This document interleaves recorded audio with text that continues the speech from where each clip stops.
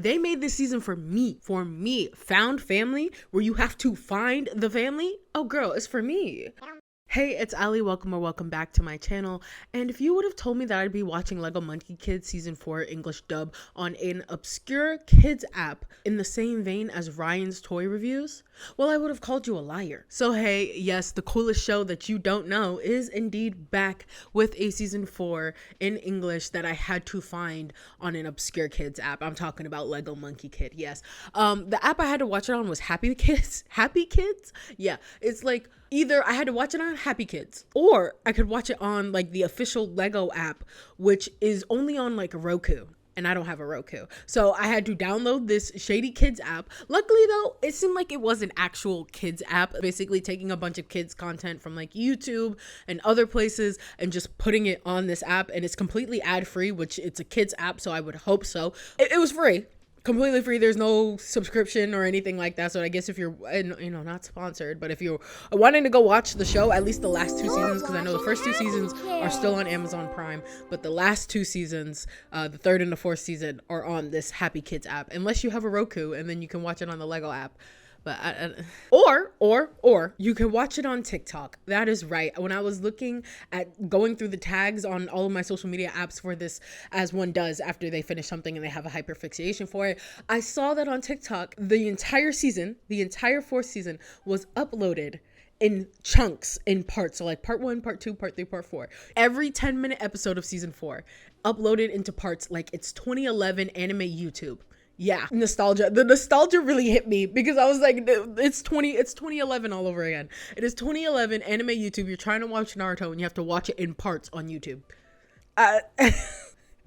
God bless whoever did that.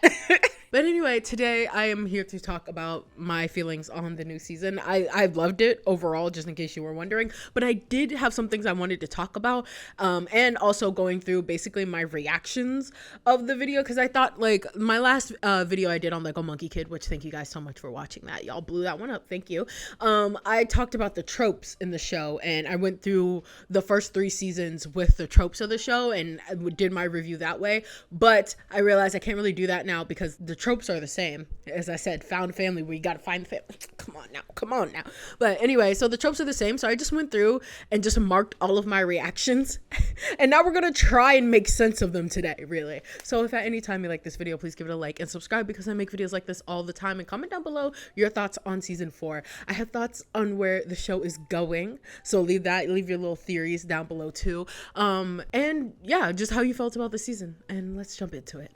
So, if you guys watched my last video, I talked a lot about MK and his character and him going through character development, and how I love that, like, we just get him as a character. We don't have to spend too much time on his backstory or who he is or any of that type of stuff. And wow, a lot of y'all, as soon as the 4th season came out, y'all were really good about spoilers, by the way. Y'all were really good about like not like giving me a spoiler, but at the same time, like, hinting at it, like, oh, you said this, but so y'all were really funny for that, because I was really like, what's happening, because I didn't watch it subbed because I really wanted to wait for the dub. So a lot of people did watch it like subtitled though.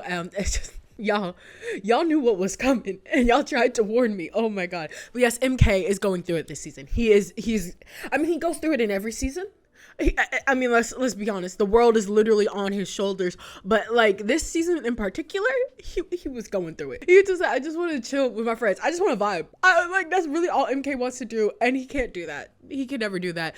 And the fact that they made him being like this almost no-name protagonist, he's not like a complete no-name protagonist, but the fact that they made that like a plot device was so genius. Like that was so genius. So genius, because it really, I got to talk about Star Wars for a second. So if you don't know, in Star Wars and the latest 3 trilogies that have come out with Rey, who is the main character, one of the biggest plot points about her character and a lot of her character development comes from the fact that she believes that she is not worthy of the place that she is in, with her power and her becoming a Jedi and all that stuff. She doesn't believe she is deserving of that because she is a nobody. Her parents seemingly, like in the first movie, I think dude who like owns her basically and is forcing her to do work tells her that her parents sold her off, and like, you don't have any parents, your parents didn't care about you, you're literally a nobody. And that kind of seeps into her brain obviously and affects her mental, and she can't like really tap into her Jedi powers and whatever, because she believes that she is not worthy, because she believes that she has to be somebody in order to become a Jedi and become like, I guess, the chosen one, quote unquote, or whatever. And so they fumbled the bag. They fumbled the bag hard. Don't worry, this is not a video about Star Wars, but just know that they fumbled that bag. Like, they did not keep her a nobody, and they should have kept her a nobody, because that was the whole point. It was like, you don't have to be somebody to do great things. That was kind of like the whole point. Anyway, that's Lego Monkey Kid though. They doing it right. At least that's where it seems to be going, in that same vein of like MK like being like, I don't know why I'm the one being chosen to do all of this crazy stuff and inherit the Monkey King's powers and all this stuff. I'm literally just a nobody. I'm literally just MK. I'm literally a nobody. No one knows me. I don't even know where I come from, let alone like, how am I supposed to save the world? You know, how am I supposed to save the world when I am literally a nobody? And the whole point is that you don't have to be this like grandstanding lineage and destiny and all this stuff, and we'll get to that when I talk about macaque in a second. Is it macaque? But yeah, I really enjoyed that they took that aspect that is kind of meta, because if you've ever watched like the Lego movie, like the original Lego movie, then you'll know that the main character in that, Emmett, is supposed to be also a nobody. Like, he's just supposed to be this very generic person, and everyone else around him has these big destinies, these big elaborate backstories. Literally, Batman is their backstory of the century there, but like, everyone has this backstory, and Emmett like doesn't. He's just a guy. And that is the whole point of the movie. But also, in the same vein as here, a lot of like these types of main characters get written off a lot, like the typical anime protagonist who's literally like usually a blank slate, barely has a personality, this, that, the third, mostly because in these instances the audience is supposed to be able to project onto the main character, and you're supposed to be very easily be able to project yourself and put yourself in the shoes of this main character, because they are such a blank slate. It's almost like a self-insert in that case, and MK is kind of like that in a sense. He does have this very bombastic personality, but in terms of him not having a backstory and him just kind of be like, oh, he's just the main character guy, he doesn't really need to have this big main character. That is on like a meta level, and the fact that they took that like meta like just like thing that they did in the show and then was like, actually, what if we made it a plot device? What if we made it a plot point that MK doesn't know who his parents are? He did kind of just appear one day, and now he has I almost said Lego Monkey King. I said the full thing. You know, he has the Monkey King's powers now. Like, he's just a guy, and like, we don't get any like backstory from that, and that is now a plot point in the show, which I think is like really cool. I think that is really, really cool. And also, of course, we're at the stage in the hero's journey where the hero, like, if you making a character, this is advice to everybody out there is making a character. If your character by like the midway point or the, you know, quarter to end point doesn't have to go through therapy, you're doing it wrong. Because at this point, no show that is made post 2012, that's also another thing too, is I literally was just like, oh, it doesn't really matter, we don't need all this context with MK. Because that's what I said in my last video. I was like, we don't need all of this context with MK, right? We don't need a full backstory for him. We don't need, it doesn't need to go this deep. It's just a silly little cartoon. But then I realized this is a cartoon made post 2012. I don't know what happened 2012. I promise you it was probably Adventure Time. Like, Adventure Time fundamentally shifted something in the animated like industry. I don't quote me on that. Anyway, but it's just something about it just like changed, and all cartoons, especially like main characters, have some type of lore, have some type of trauma that all the characters have to go through at some point. So for me to think that Lego Monkey Kid wasn't gonna be any different, like, they need to like abridge or change the hero's journey, you know, the stereotypical hero's journey thing that everyone follows. They need to change that and then add in trauma so bad it makes your character need therapy badly. Like, that's a new section of the hero's journey, because if your character doesn't come out deeply traumatized, if this child doesn't come out deeply traumatized, did you really make a good cartoon? That's where we're at this point. So that's where MK is. He needs a hug. He's at the I need to do everything alone because I'm so deeply traumatized and don't want to hurt any of my friends part of the hero's journey. So actually getting into my reactions to the episodes, of course the animation is still goated. It's still goated. This is like one of those things where it's just such a hidden gem. Like, we are a small little fandom, but we are very mighty. And it just, I don't know. I look at this and there's so much care. Like, they don't have to put as much care and thought as they do into this, especially because they have to know that they're like, this isn't a big TV show. This is not a big production that is going to be on every little streaming service ever and that everyone is talking about. Like I said, we are a small but very mighty fandom. But at the same time, they still put so much like effort and heart and soul. Like, if I was like a person at a big name industry animated studio and someone came to me and they had Lego Monkie Kid on their portfolio, you're getting hired like instantly. Like, you're getting hired literally instantly. But so it's really like awesome that they put that much like time and effort and just like the quality. It doesn't matter how small the show is, the quality is still going to be really amazing, and I love that a lot. I hope they're getting paid well. So in the beginning, the first thing that I noticed was MK and Sun Wukong having the battle of the trauma dump. Like, literally, they were like, actually, I'm pretty much more traumatized than you are. And Sun Wukong was like, no. You want to know how traumatized I am? And then he just pulls out the scroll. Like, granted, MK found it on accident, but what is that scroll?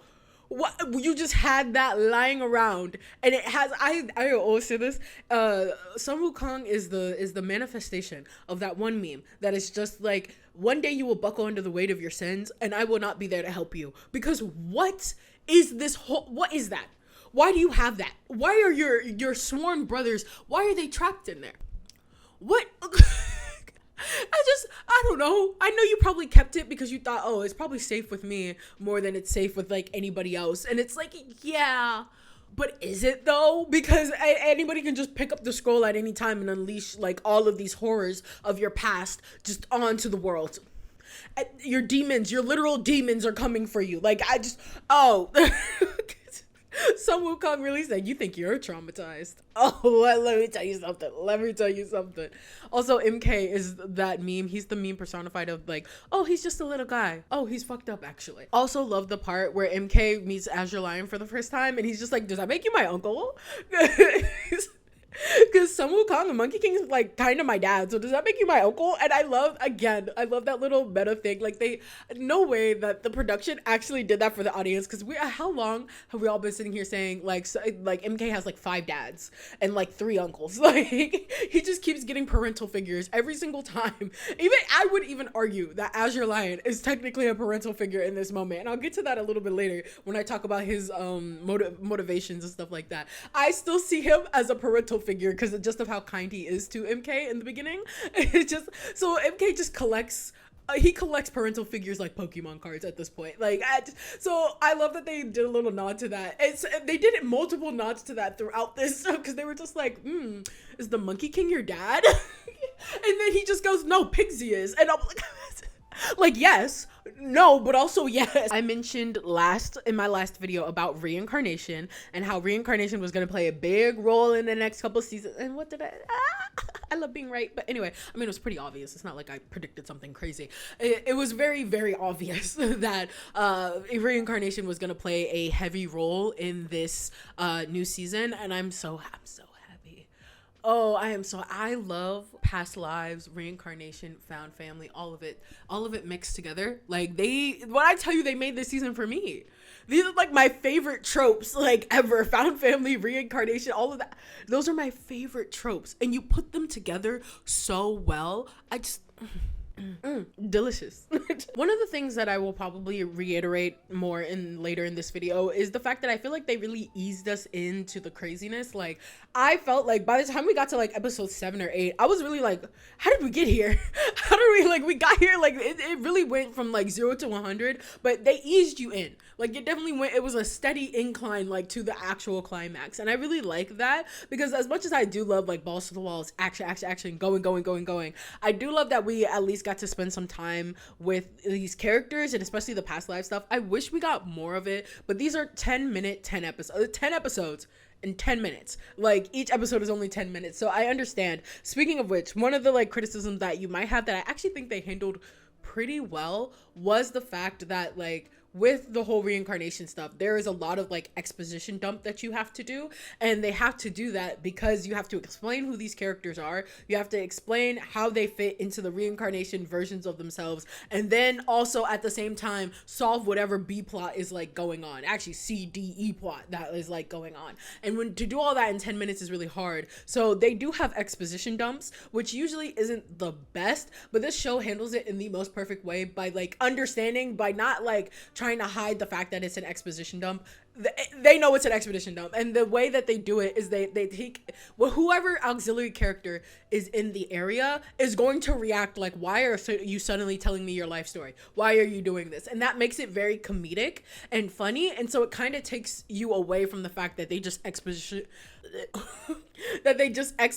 dumped. I don't know why that is such a hard word for me to say, that they just did that to the viewer, because we have to in order to explain, I made the show, no, they have to in order to explain characters and things and events to you, especially from like the OG story Journey to the West.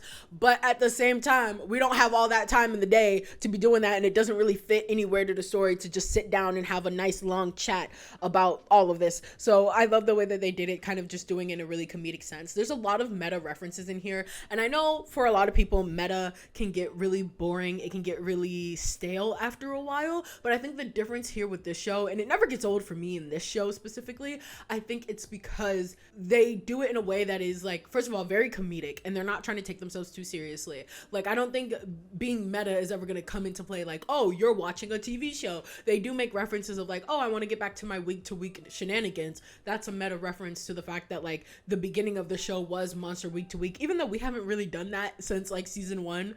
And that makes me feel so bad for MK, because he just wants to go back to his normal life, and he can't. You won't. Not anymore. Like, I feel so bad for him. But the way that they handle that is, like, really, really well done. I never get tired of the meta humor because of that, because it doesn't take itself too seriously. They're usually all jokes. They're never, like, trying to make commentary about something, which is usually when meta humor can get really stale. Like, for instance, Family Guy or the new Velma show.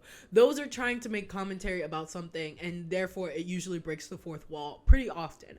And it can get really stale and boring when it tries to take itself too seriously. Like, haha, you're watching a cartoon, stupid. It's like, don't belittle the audience that you have, okay? Well, no matter what age they are, do not belittle the audience that you have. And for some reason, kids shows are able to do that, especially kids shows, like I said, made after the year 2012, 11, I don't even know. But recent kid shows are able to tell a good story and not have to hold the hand of the children. And I don't know why, especially adult animated shows don't understand that. Like, yes, we are all adults and we are watching cartoons. That's the whole point. Why do you keep harping on that point? Do you care about your audience at all? Like, why are you making fun of the people who are your target audience?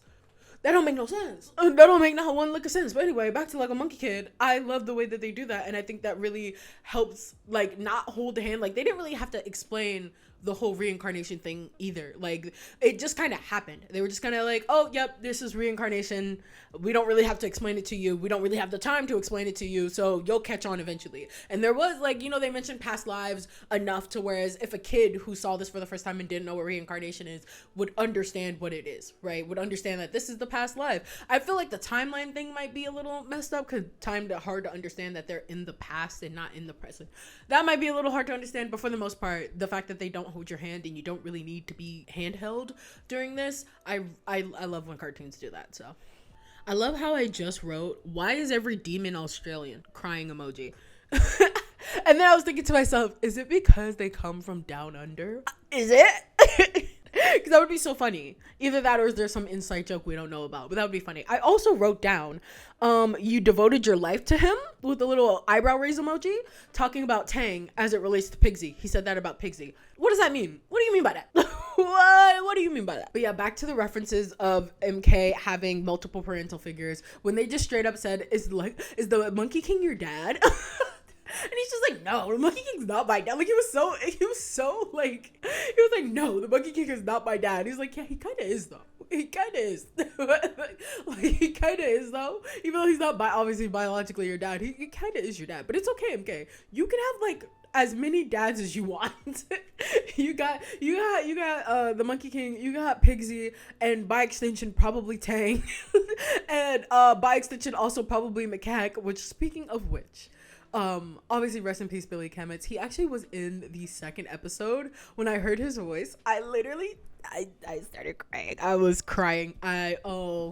Rest in peace, man. Rest in peace. I love how the only thing I have written on here for May is that me and her are besties. Me and her are on the same wavelength. I also really, really liked the parallels between her and MK this season. This kind of fierce loyalty that they have towards each other and the rest of their friend group is... I love them so much. They are literally my children. And May, me and her are on the same wavelength in terms of attitude and personality. I love her so much. And her ancestor... He was just in a silly, goofy mood and the entire time. That's like all he just gave off. He just gave off, I'm just a guy in a silly, goofy mood. I was just like, oh, brother. Also, a wolf fighting a dragon? Be so for real. Like, I know that wolf was super powerful, but be so for real right now. It's at this point that I'm like, where's Red Sun? Where's the Demon Bull King family? Where are they? Because they're also my besties. They are also my besties. I love them and their dynamic so much. Where are they? It's at this point I was really starting to wonder, are they not in this season? And we'll get to them in a second, but it's at this point where I started to wonder. I think we're at like episode 5 or 6 at this point, and I'm like, where are they at? Where are my besties, bro? Where are my besties? But also at this point we start to get MK's little, I don't want to call it a meltdown, but pretty much him just like going off on his own, brooding, being like, I can't do this. Them alluding to him being like a little chaos demon monkey thing. Like, I don't know what I was expecting, but I love that because I love the fact that they still hopefully will keep it that he's kind of a nobody and it kind of doesn't matter that he's a nobody or whatever. But I really like the idea that him being just this chaos demon monkey thing that came from a seed. I like that, the same seed that like the Monkey King came out of, which would be very interesting. I want context. I want to know what is going on. Like, did the Monkey King do that? What are your theories on that? Because my theory is like maybe Monkey King was lonely and he wanted a friend. Either that or all the chaotic energy that was like left over from him, because he's already so chaotic, just like out popped another one. Like maybe he was supposed to be the Monkey King's antithesis in a way, but also why? You know what I mean? I have so many questions. What do you guys think? Let me know down in the comments. So to talk about a little bit about the actual plot, because I've just been talking about my reactions, but a little bit of the plot with the Azure Lion crew, that's what I'm going to call them. I know they probably have a better name, but like, I'm just going to call them the Azure Lion crew. And the fact that like, the Monkey King just became an op. Sun Wukong just became an op.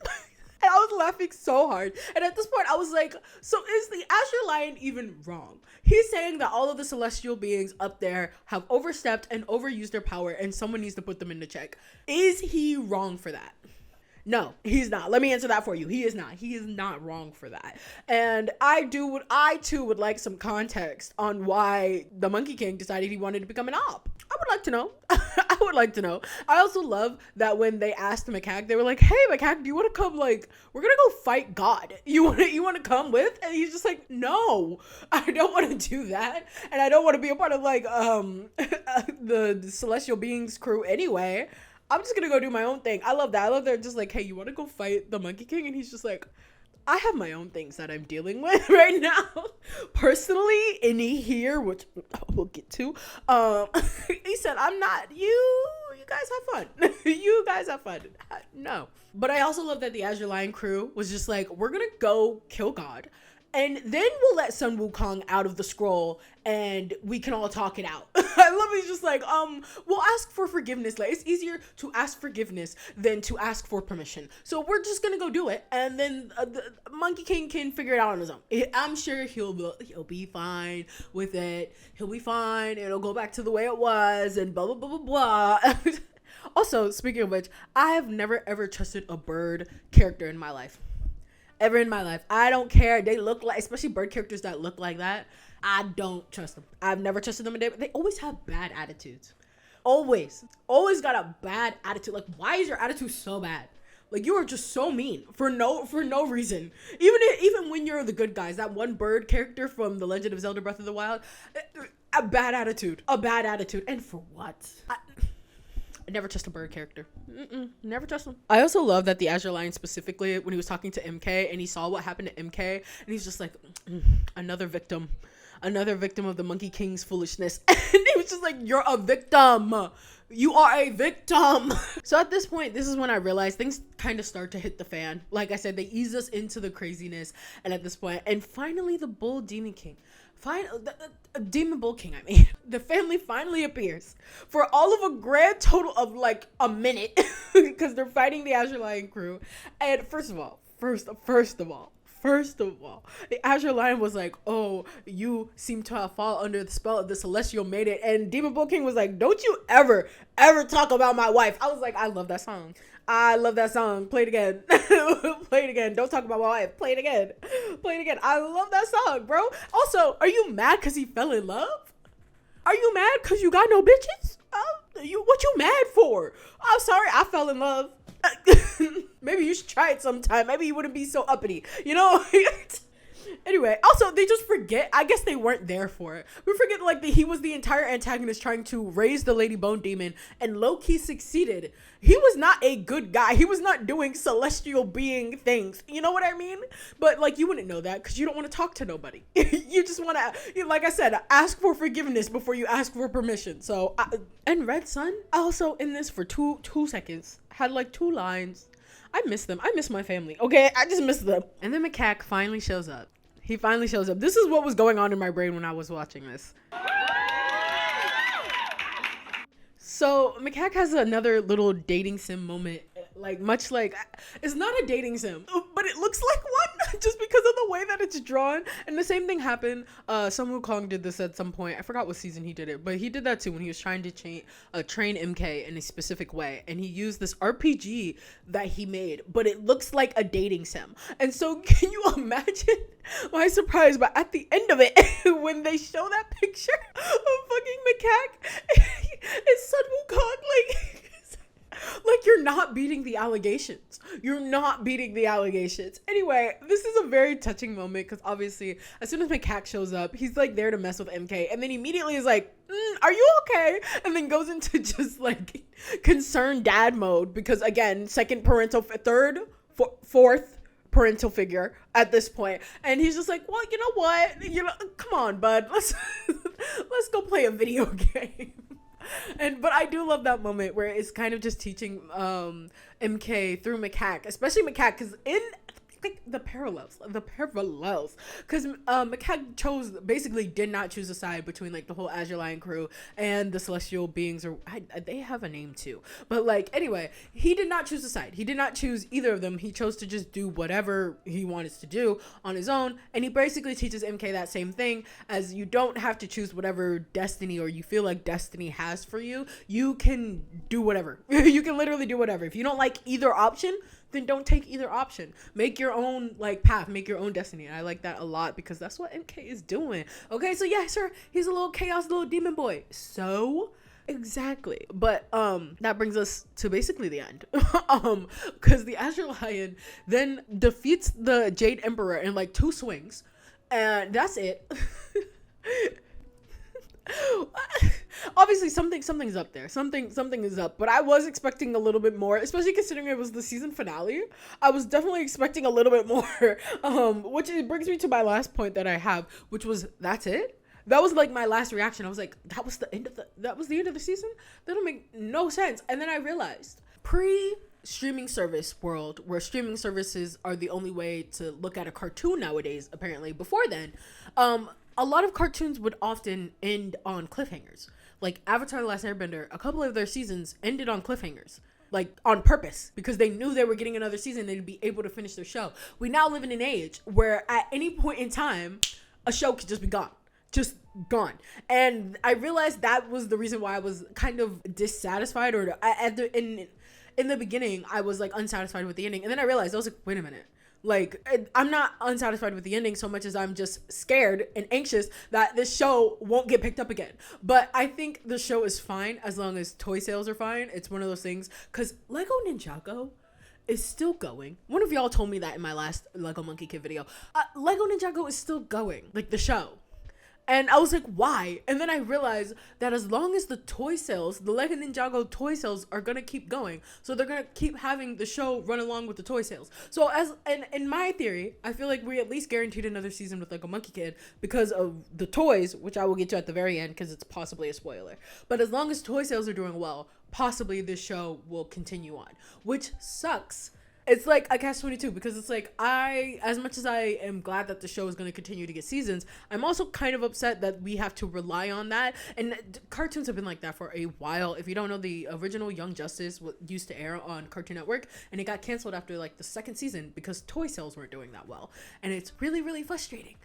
Really, really, really frustrating when you see something like that happen. Same with Teenage Mutant Ninja Turtles. If you wonder why the last two iterations of Teenage Mutant Ninja Turtles didn't get to end, it's money. It's money. It's always money. And so that's really frustrating. And it starts to warp the viewer's mind into like what they should be expecting out of the season. Like this season was definitely an in-between season that is building up to something more. That makes sense. However, as a person who is now used to things being canceled halfway through their like stories, I'm like, no, like you need to end it on the last episode. Like, what if you don't get another season? And it's just, it's a whole thing. But that is not the production's fault. Like they should be able to end on a cliffhanger if they want to end on a cliffhanger. That is these producers' fault who are like, actually, we're gonna cancel your show for no apparent reason. Dead End Paranormal Park. No, I don't want to talk about that. I still think about that to this day, and it makes me so upset. So actually upset. Anyway, I have made many a rant about that. So if you guys want to see that, those will be literally just go look on my channel. Maybe I'll put it, if I ever figure out the little eye thing that's in one of the corners, maybe I'll put it there. Maybe I'll put it in the description. I don't know. I've ranted about that enough though. So in the beginning, my first initial reaction was that's the end of the season. But then I realized it was a great ending to a season, especially like if it was gonna be continued. Like it's a really good like kind of, now we can hit like the next season. Like I really just think of like Avatar: The Last Airbender, how one of the seasons ended like that, and then the first season picks it up immediately. We're thrown into the action, and I think that's like what's gonna happen here with the Azure Lion crew now that he is the Jade Emperor. So that would be nice to see. That just sucks that I have to like rely on hopefully toy sales. Speaking of toy sales though. Speaking of toy sales. So this is a temporarily spoiler corner, possibly spoiler corner, just because a lot of the times shows that are reliant on toy sales will have a new set of toys come out that are in relation to something that isn't even out yet in the show. So spoiler for that just in case. I don't know if it's an actual spoiler. It could have nothing to do with the show, but I'm assuming that it will. So two toy sets, because I was looking, actually 3 toy sets, but 2 for sure. I was looking at them and I was like, wait a minute, this has not been shown in the show yet. And that is the like Super Gundam thing, because at first I was thinking of getting it. $160. $160. I still might get it for myself. My birthday's coming up. I might get it for myself because it looks so cool. It's the Gundam set from like the beginning, the first episode, I'm pretty sure, and the end of the last season. The like little monkey Gundam thing. And this one's like a super ultra version of it. So I was like, that's interesting. Maybe they just did that for the toy sale. But then I see that the elephant dude, who I haven't even mentioned up until this point, the elephant dude that's a part of the Azure Lion crew, has an elephant form that he's like tirading around and like being like a really big elephant form that he's walking around in and like I guess fighting. And also a couple of the other characters have different like uniforms. And so I was like, that made me think that would like actually fit if the next season we start off and the Azure Lion crew, that is now the Jade Emperor crew, is like going around causing tyranny like around the realms or whatever. That would make a whole lot of sense. And there was also another one that was the city, but I don't know if it's like this city, the city that's in the show, or if it's a new city that we haven't seen yet. I don't know. So I wrote off that third one because I wasn't really sure. But definitely the Gundam and the elephant one, I was like, we have not seen that in the show yet. So that also kind of confirms that maybe we will get another season. Maybe, I don't know. It's probably already been confirmed.